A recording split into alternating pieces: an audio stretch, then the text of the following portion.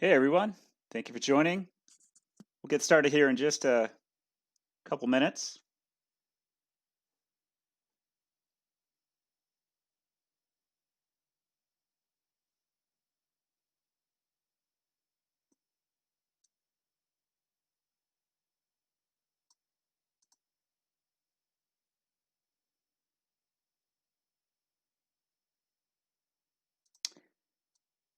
Okay, thank you so much for joining us today. My name is Bill Collins with Magix, and today we're going to be talking about sidechaining. Now, sidechaining has been a long requested feature for Acid Pro, so it's great to finally have this essential feature as a part of Acid Pro. And I think the developers did a really good job at implementing it into the software in a way that's very easy to set up and it's very flexible in how you use it. So I think you'll be able to use side chaining in a lot of creative ways for your music production in Acid Pro. So my plan today is to cover side chaining from the ground up. I'll start by simply defining what is side chaining. Then we'll go over how to set it up in Acid. And then I'd like to show you a couple examples of how you could use it. Um, let's see here. I believe there may be some colleagues joining me on the chat, but I will reserve some time towards the end to go through some of the questions if there are any. And again, this video will be up on the website on our YouTube channel, so we can go in and answer some questions after the fact as well. So there are loads of videos and articles online that talk about side chaining, and probably because it's a somewhat confusing topic for beginners. At least that was the case when I got started. It was a little confusing for me, and also because it's such a big part of modern music production in genres like EDM, future bass, trap, pop, and more. Sidechaining is most commonly used with compression. However, you can use it with other dynamic processors like a gate or an expander. But today we're going to focus solely on just using it with a compressor. But I think that if you have a good understanding of how to set it up with a compressor, using it with a gate or an expander should be relatively simple. So to get started, let's get on the same page and talk about the basic operation of a compressor. So a compressor is a way to control your dynamic range. So if a signal is passing through that's a little too strong and it passes over a threshold that you set, it'll push that signal down in level according to the ratio that you have set up. So actually, let me bring up a compressor here so we're looking at some of the controls. One moment. I'm going to bring up the EFX compressor in Acid Pro. So we'll be talking quite a bit about threshold, ratio, attack, and release because it's essential to understand their role to really get the side chain compression effect sound just the way we want. So again, getting back to the basics of a compressor, if the signal is a bit too hot or strong and it exceeds the threshold that you've set, what you can do is set up the ratio to have it push the signal down. So if we have a ratio set of 1-to-1, a 1-to-1 ratio, what you get in is what you get out. So there's really no compression happening at that point. So anything above 1-to-1 is going to have some gain reduction in, and the compressor will take care of that. The attack is how quickly the compressor grabs onto the signal and pushes it down. Okay, and the release is how quickly the signal returns to its signal beforehand. So understanding these four controls is crucial to really understanding how to set up a sidechain compressor. Specifically in the way that I'm going to demonstrate today, and that's for more of a pumping and pulsing effect, a rhythmic effect that you commonly hear in a lot of EDM songs. Okay, so let's talk about this classic pumping effect. So let's actually first start by listening to the track. So we have some reference here.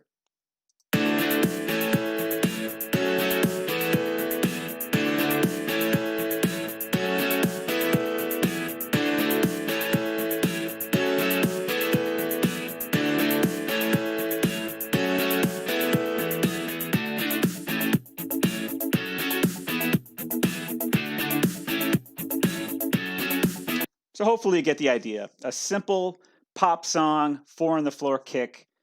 And so what I'd like to do is create a pumping or pulsing effect on the piano track. So here's what the piano, actually, let me mute out some of the other tracks for now. So we can really focus in on the piano and the kick. So here's what it sounds like with just the kick and the piano.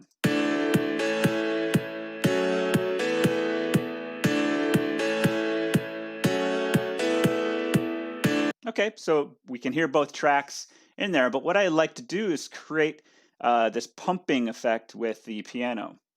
So what I need to do first is set a compressor on the piano track, okay? And I bypassed it before, so I'm going to make sure that it's not bypassed now.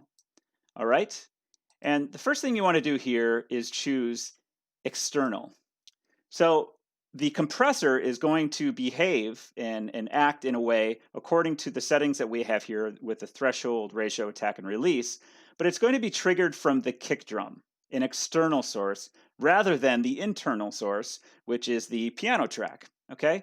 So after I've set up external, or EXT here, I'm going to right-click in my effects chain and choose sidechain input. I'm going to leave that up there for a second because that's really important. And this is the kind of the new implementation of setting up sidechain here. So you right click on the effects chain and then choose the source. In this case, it's going to be the kick. Okay, cool. Now, after this, I'm going to hit play and I will need to adjust the threshold, ratio, attack, and release to get the timing just right. I want this pumping effect to be really in sync with the beat. All right, so let's go back and play it from the top.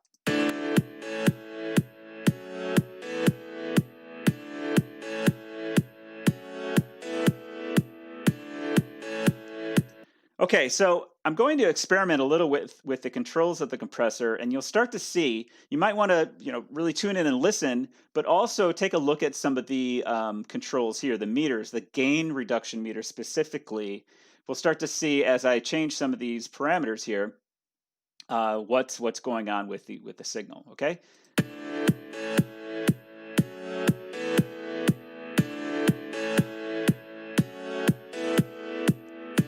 As I increase the ratio, it's pushing it down even more. So higher ratio, more compression. Let's try a faster attack and a faster release.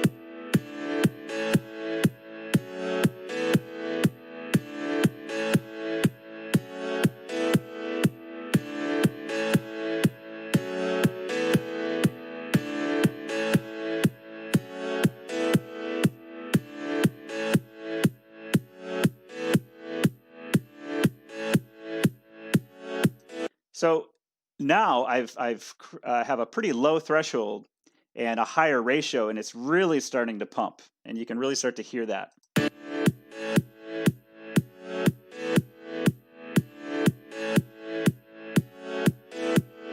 Okay, let's bring everything else in.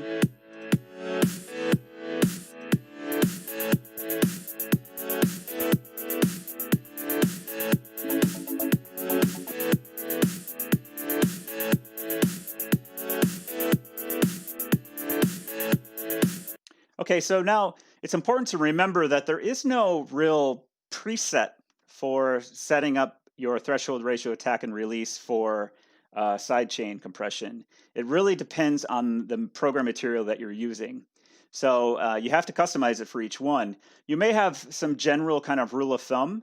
I think that the quick attack and quick release is a pretty good setting for this because I really want it to move quickly. I want the pumping effect to move quickly. Okay, so let's take a break from talking about the compressor for a second. And I want to explain the signal routing here, what's going on kind of behind the scenes in Acid.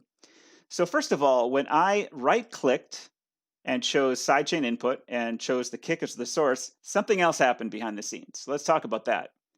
So on the kick track, what happened was a VST called sidechain sender was automatically opened at the same time. So this is actually the piece in the puzzle here that's sending the signal to the compressor. Okay, and we actually have some controls to vary how much of the signal we send to the compressor. So if the signal of the kick is a little bit too strong, you could bring the gain down to control that. Okay, but I'm going to keep it at 100% because I think that for this particular track, it's working just fine. You can also filter out the frequencies that you're sending as well. So a good example for this might be, let's imagine for a second that with the kick drum, I also have some bright cymbals in the track. I don't want the side chain to open with the cymbals. So what I could do is turn on a low pass filter and set this down. So just low frequencies pass like a kick drum. Sorry, I don't have a good example here with this, but really experiment with some tracks and you might find that by using this cutoff filter, it will focus in and just open the side chain with the low frequency signals like the kick drum. Okay, so it's important to kind of understand the signal flow here with the side chain and how that's working. And you do have the ability to kind of customize and really kind of tweak the process a little bit more using the sidechain sender, using the gain as well as the filter cutoff. Okay, so let's take a look back to the compressor. All right. Okay, cool.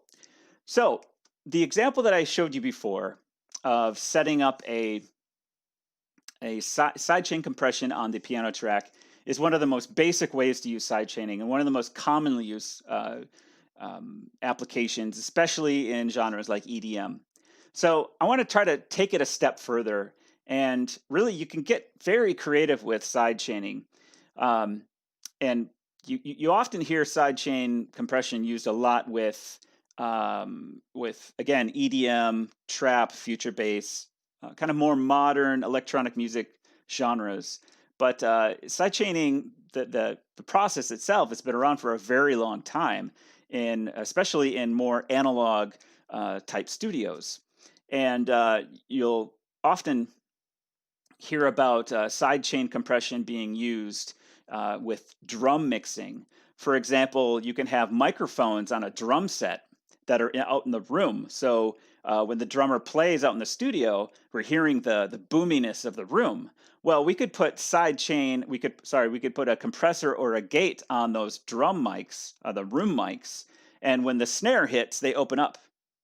But when the snare's not playing, they close down. That's a really classic example of how sidechaining was used. I hate to say back in the day, but most studios are kind of are definitely going to in the box DAW, and you can still apply those techniques for sure. But that's kind of a trick that was used to make really big drum sounds by using sidechaining and more of a gating scenario.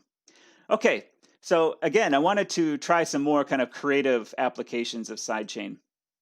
So what I'd like to do here is I'm going to group all of my, I guess, non-percussive tracks. I'm going to take this piano, the guitar, and this arpeggiated synth, and I'm going to route them all to a bus. Okay, so all of these tracks are going to be sent to a bus that will be processed through one track. All right, so all I need to do there is I'm shift clicking on the track header here. So piano, guitar, and the synth track are all selected. All right, and actually one step I should have done before that is I'm going to add a bus, okay? And all I did is I right-clicked here in the track list area and chose Insert Bus. All right, I'm going to call this Synth GTR Mix. Okay, you can see this is Bus A. All right, and oops. Currently, these tracks are being routed to the master right here, the main master output. If I select here, I can choose Bus A. Now all of those selected tracks are being routed to Bus A. Okay, let's go ahead and play them back, and you can see that they're all going to be going through this synth guitar mix. I can turn down the volume on those. And And this is a very common technique to route things, submix things, so you have more control. Okay, so let's on the bus track, let's add some effects. I'm going to go ahead and add a reverb.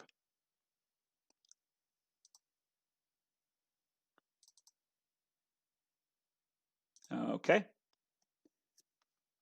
So yes, everything is going through one reverb.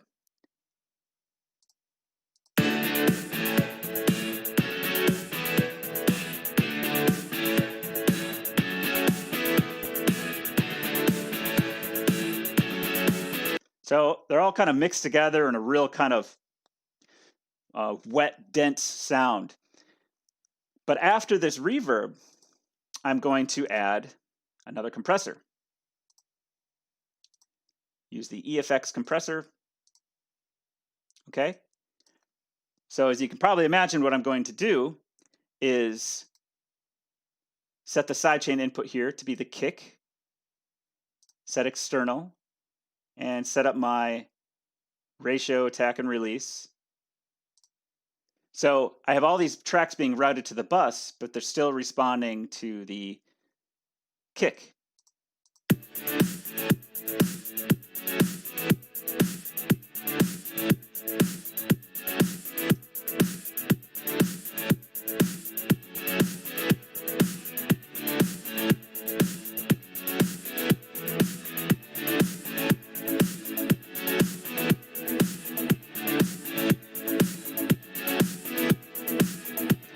So I could go a lot further with this. On the synth guitar mix bus track, I could add more effects, so I could really get into some interesting sound design techniques.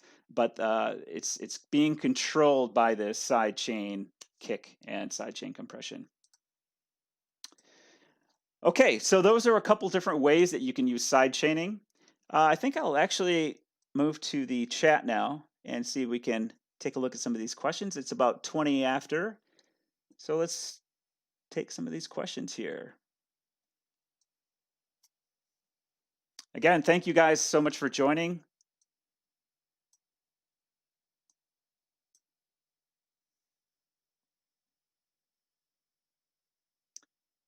Hello, hello, hello. Why not put it on something like vocals and have it controlled by lead?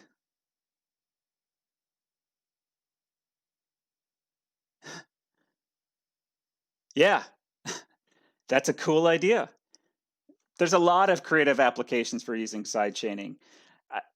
Somebody, I was reading an article or watching some tutorial video at some point in time, and somebody basically said sidechaining can take boring sounds and make them really interesting, create a kind of a rhythmic pulse out of anything. I remember listening to kind of a lot of glitchy found sound ambient music, and you can make kind of this pulsing ambient environment go up and down by using sidechain compression and a kind of low pulsing kick. So there's a ton of applications for sidechain compression.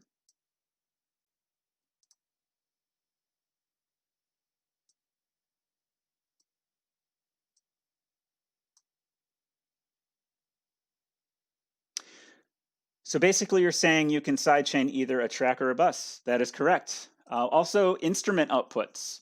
So let's take a look at that. Actually, let's kind of clear this out. I'll go with kind of a different angle here. I'm going to keep all the drums. Okay, and I'm going to bring up a MIDI track, and I'm going to insert Serum.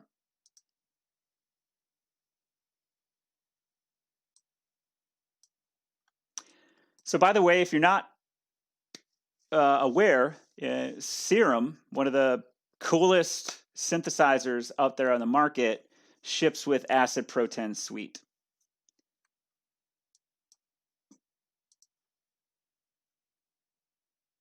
Okay. So I'm just going to draw in some MIDI notes here. Oops.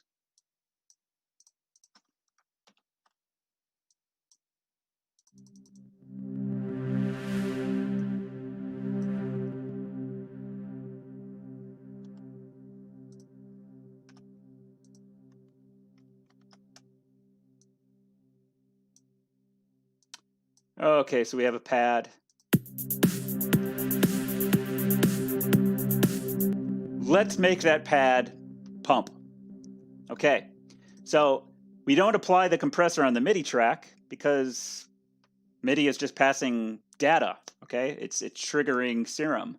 So we actually need to put the compressor on the track that has Serum playing from it. Okay, so I'll find that down here below on the left-hand side in the track list, and I'm going to bring up the compressor,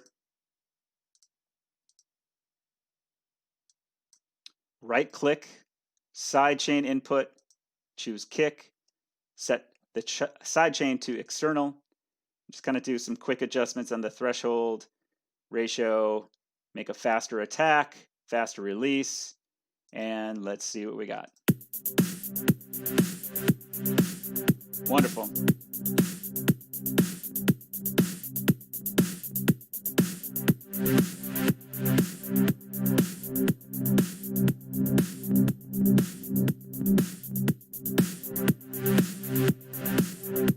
Before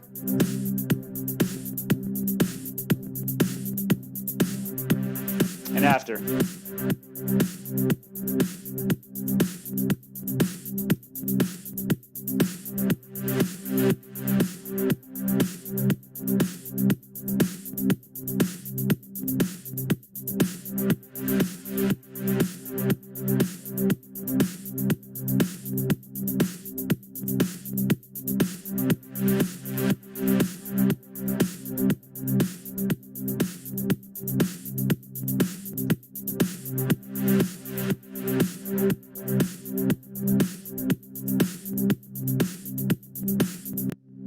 Okay, so you have lots of opportunities here to apply sidechain compression.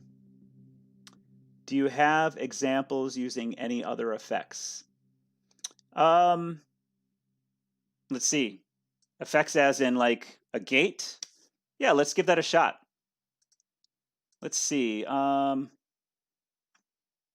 yeah, that's simple. Let me go to the output of Serum. And I'm going to remove the remove the compressor, and let's bring up a gate.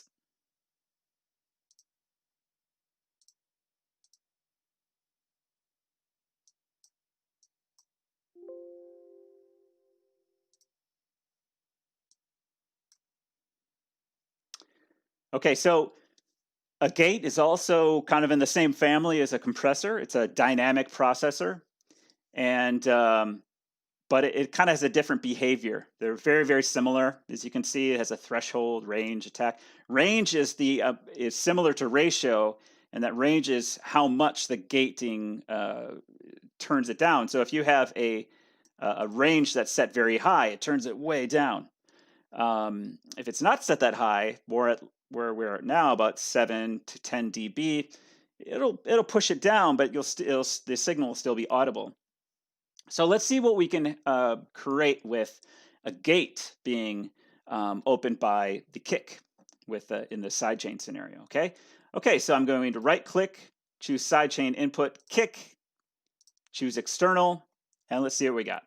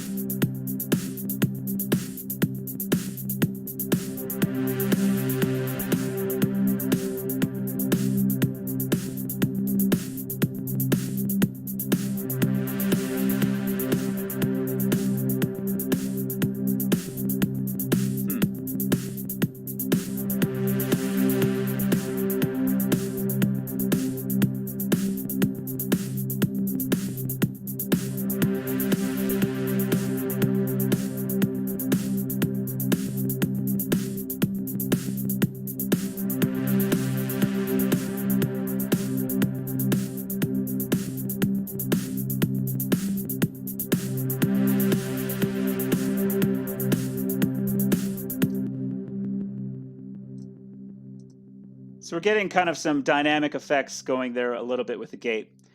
But yeah, I agree. There are lots of different applications that you could try with sidechaining. And yeah, so let's take a look at some more of these questions.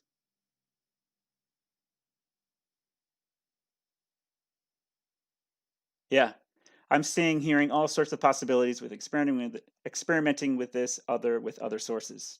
Exactly. Try instead of a kick, have a vocal be the source, or anything really be the source. As you can see, this works great for EDM with the 4 on the floor kick, and we get this pulse, okay, where the signal comes back up on the offbeat, or the and, as you will. But it can definitely be opened by any source. So there's a lot of options.